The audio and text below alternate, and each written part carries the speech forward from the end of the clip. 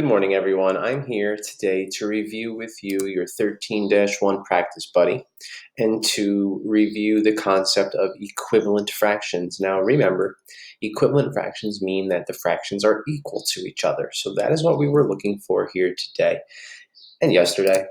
And you will be again working on the additional practice buddy, which is pretty much the same thing. Okay, so again, your problems may have been a little bit different, but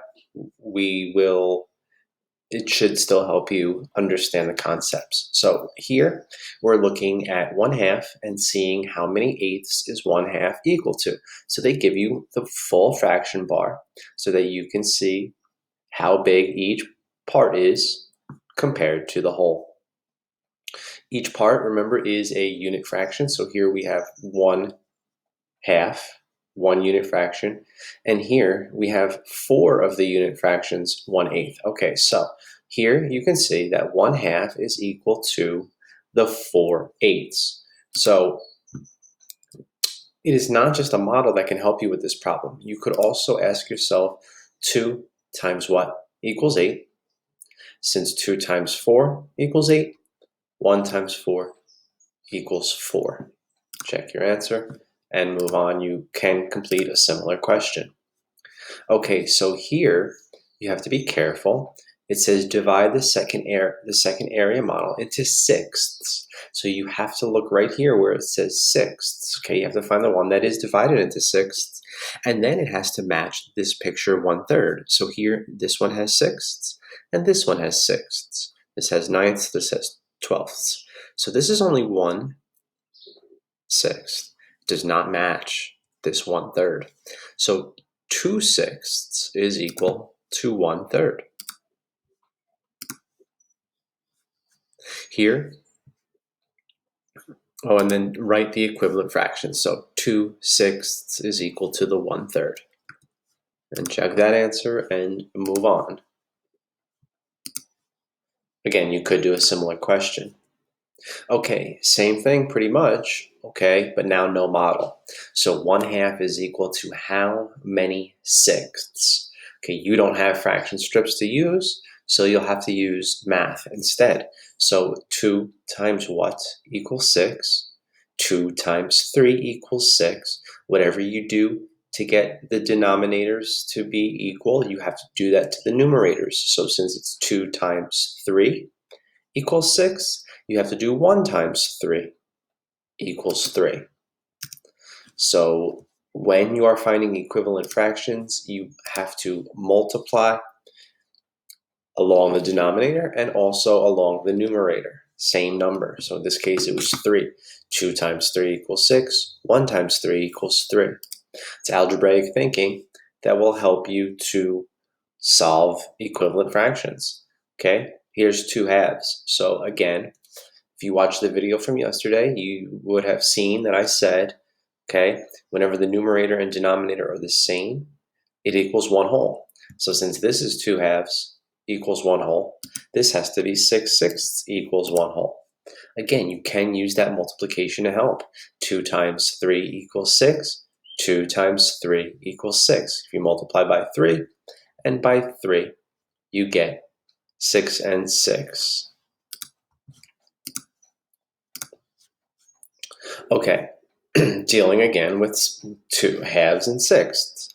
So 2 times what equals 6? 2 times 3 equals 6. So 1 times 3 equals 3. 2 times 3, 6. 1 times 3, 3. Have to use that multiplication mentally to get these answers. Okay, these are facts that we know and we've known since September. These are simple facts. The very basic facts that we've learned a long time ago. Same question again. I don't know why this keeps happening. Guess it's possible to get the same repeating questions. Anyway, here we are looking at 1 whole, 1/2, and 1/8 again. Okay, so here we see that it's 1/2. They're asking for an additional step here. So 1/2 equals, and then you do a drop down. Okay, how many fourths is this? that equals 1/2. It's, how many eighths is this? It's 4/8. 1, 2, 3, 4. If you use that multiplication to check, 2 times 4 equals 8. 1 times 4 equals 4. So they are equal to each other because you multiply by 4 each time to get the equivalency.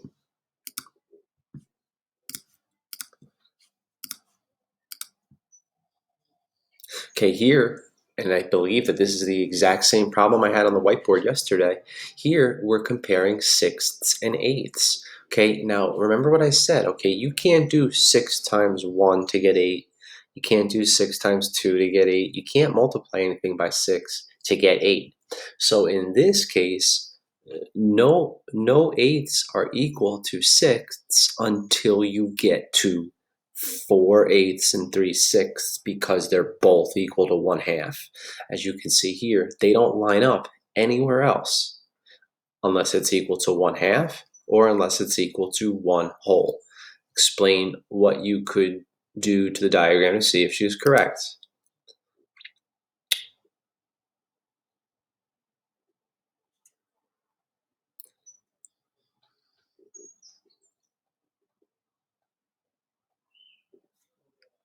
I can draw a 1/2 fraction strip on the diagram. Okay, to get this 1/2, we could draw another one that would be 1/2. If it is the equivalent to 1/6 and 1/8 strips, then she is correct. So if it lines up here, 1/2, she's correct. Tricky wording there.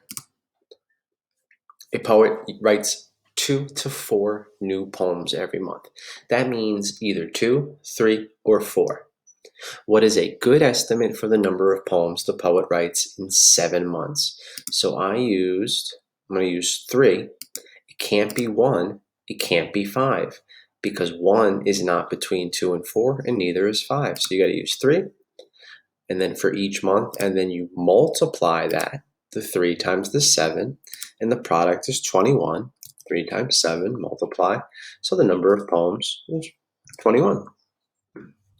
One possible answer, since 3 comes between 2 and 4.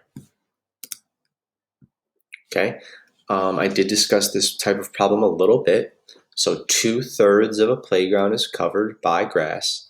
What fraction is not covered by grass? Well, if 2 out of 3 is covered in grass, then 1 out of those 3 is not covered in grass. So that's 1/3.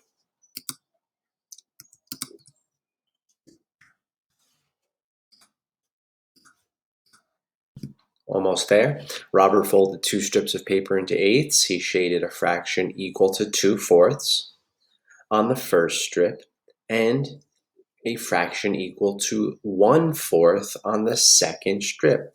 So you need to turn these fourths into eighths. So because it's asking for eighths right here, and we're given fourths. So on the first fraction strip, if we turned this into eighths, 2/4, okay, so 4 times 2 equals 8. So 2 times 2 equals 4. So we're looking for 4/8, which is here. Then for 1/4, turning it to eighths, we know 4 times 2 is 8. So 1 times 2 is 2. So 2/8. This one is sixths. So we are looking at this one here. Okay, 4/8. You turn the fourths into eighths, you get 4/8, which is 1/2. And 1/4, again, 4 times 2 is 8. 1 times 2 is 2. So 2/8. The first fraction strip is 4/8, and the second fraction strip is 2/8. And finally, which fraction pairs are equivalent? 4/4 and 8/8? Yes. Okay, whenever the numerator and denominator are the same, 4 and 4, 8 and 8, that's equal to 1 whole, and you can see that right here. Okay, 1/4 and 3/8. Here's 1/4, here's 3/8. They're not equal. 1/4 and 2/8 is equal, 1/4 and 2/8, but not 1/4 and 3/8. 3/4 and 3/8. Well, if we have 3/4 here, okay, that can't be equal to 3/8 here. The numerators are the same, but the denominators are not the same, so that's not equal. Here's 1/4 and 2/8. Here's 1/4, 2/8. That one is correct. Again, 1/4 and 3/8, not correct. 1/4, 3/8.